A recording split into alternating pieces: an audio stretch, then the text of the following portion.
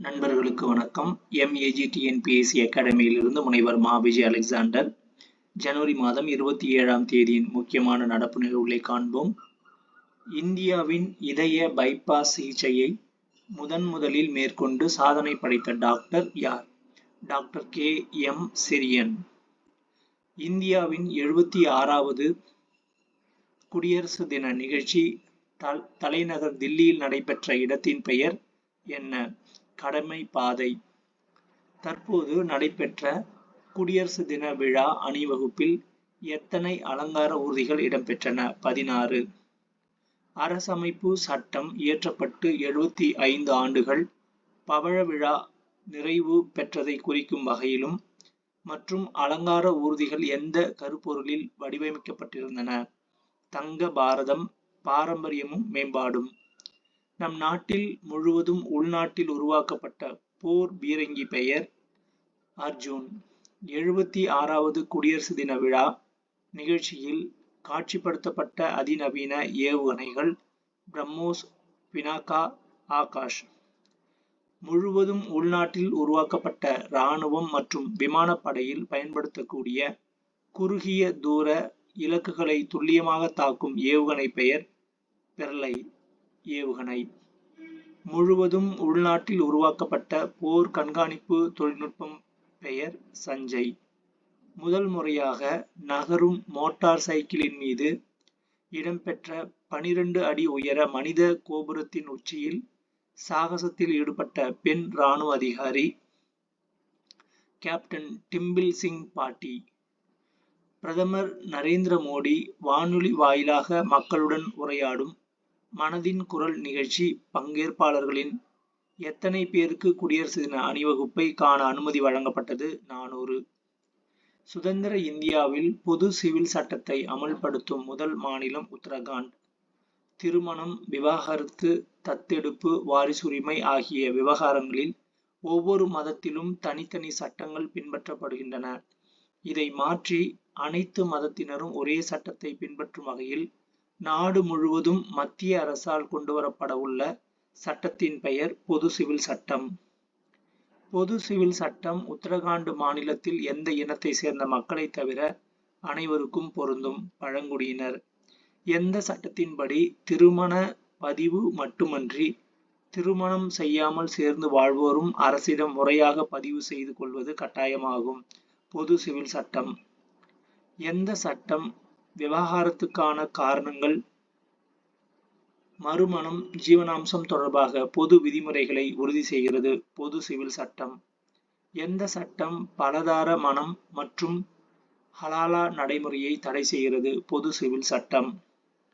எந்த சட்டம் ஆண்கள் பெண்களுக்கு ஒரே போன்ற குறைந்தபட்ச திருமண வயது, ஆண் பெண் குழந்தைகளுக்கு சமமான சொத்துரிமையை உறுதி செய்கிறது? பொது சிவில் சட்டம். செல்லுபடியாகாத திருமணத்தில் பிறந்த குழந்தைகளையும் சட்டப்பூர்வ வாரிசாக கருத வழிவகை செய்வதோடு உயில் தயாரிப்பு நடைமுறைகளையும் எளிதாக்குகிற சட்டத்தின் பெயர் பொது சிவில் சட்டம். இந்து பெண்ணின் இதயத்தை தானமாக பெற்று முஸ்லிம் பெண் ஒருவருக்கு வெற்றிகரமாக பொருத்தி மறுவாழ்வு அளித்து மருத்துவத்தின் மத புரட்சியாக பார்க்கப்பட காரணமானவர் K.M. Cherian. Doctor K.M. Cherian எந்த மாநிலத்தை சேர்ந்தவர்? கேரளா. இந்தியா தன்னை குடியரசாக அறிவித்த ஆண்டு 1950 ஜனவரி 26ஆம் தேதி. உலகிலேயே எழுதப்பட்ட மிகப்பெரிய நீளமான அரசமைப்பு சட்டம் யாருடையது? இந்தியா.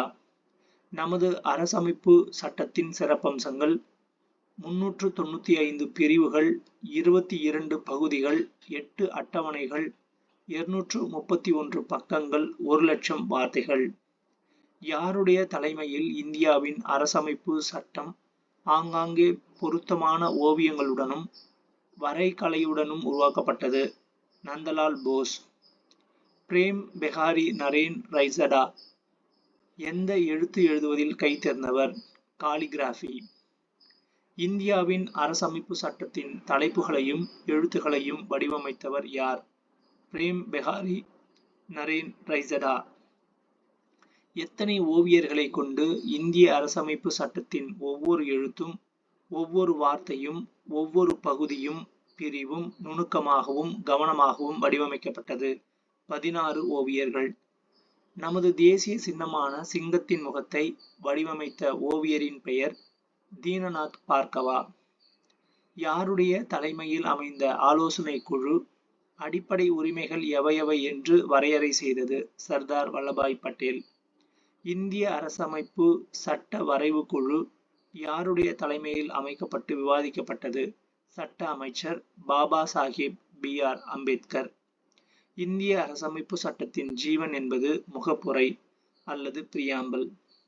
உலகில் உள்ள அரசமைப்பு சட்டத்தின் சராசரி ஆயுட்காலம் 19 ஆண்டுகள்.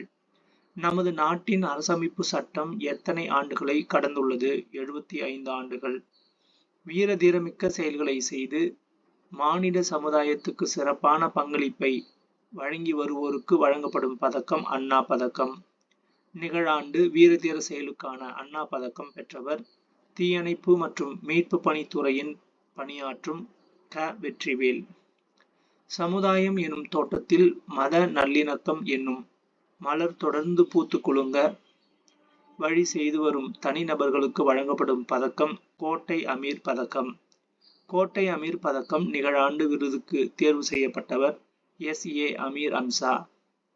அதிக உற்பத்தி திறன் பெறும் விவசாயிக்கான வேளாண்மை துறையின் சிறப்பு விருது யார் பெயரால் வழங்கப்படுகிறது? சி. நாராயணசாமி நாயுடு. இந்த ஆண்டுக்கான வேளாண் துறை விருது யாருக்கு வழங்கப்பட்டது? வடுகப்பட்டி கிராமத்தை சேர்ந்த ரா. முருகவேல். கள்ளசாராயத்தை கட்டுப்படுத்தியதில் மெச்சத்தக்க வகையில் பணியாற்றிய காவலர்களுக்கு வழங்கப்படும் பதக்கம் காந்தியடிகள் காவலர் பதக்கம். சிறந்த காவல் நிலையத்துக்கான முதல் 3 பரிசுகளை தட்டி சென்ற மாவட்டங்கள் மதுரை, திருப்பூர், திருவள்ளூர். எந்த தின விழாவின் போது தேசிய கொடி கொடிக்கம்பத்தின் மத்திய பகுதியில் கயிற்றால் கட்டப்பட்டு இருக்கும்? சுதந்திர தின விழா ஆகஸ்ட் 15. காலனித்துவ ஆட்சியில் இருந்து இந்தியா விடுதலை பெற்றதையும் சுதந்திரத்துக்காக போராடியவர்களை கௌரவிப்பதையும் குறிக்கும் நிகழ்வு கொடி ஏற்றுதல் பிளாக் ஹாய்ஸ்டிங். சுதந்திர தின நாளில் டில்லி செங்கோட்டையில் யார் தேசிய கொடியை ஏற்றுவார்? இந்திய பிரதமர். எந்த தின விழாவில் கம்பத்தின் உச்சியில் கட்டப்பட்ட தேசிய கொடி கயிறுகள் விலக்கப்பட்டு விரித்து பறக்க விடப்படும்? குடியரசு தின விழா. குடியரசு தின விழாவில் யார் தேசிய கொடியை ஏற்றுவார்? குடியரசுத் தலைவர். குடியரசு தின விழாவில் தேசிய கொடி ஏற்றும் நிகழ்வின் பெயர் கொடி விரித்து பறத்தல் பிளாக் அன்ஃபர்லிங். மத்திய அரசு பணியாளர்களுக்கான ஒருங்கிணைந்த ஓய்வூதிய திட்டம் எந்த தேதி முதல் அமலுக்கு வர உள்ளது? ஏப்ரல் 1ஆம் தேதி 2025. குடியரசு தின கொண்டாட்டத்தின் ஒரு பகுதியாக எந்த மாநிலத்தில் நடமாடும் ஆபரேஷன் தியேட்டர் அறுவை சிகிச்சை அரங்கு திட்டம் தொடங்கப்பட்டது? நாகாலாந்து. நாகாலாந்து மாநிலத்தின் தலைநகர் கோஹிமா. ஆஸ்திரேலியா ஓபன் டென்னிஸ் போட்டியில் சாம்பியன் பட்டம் வென்றவர் யானிக் சின்னர். நன்றி.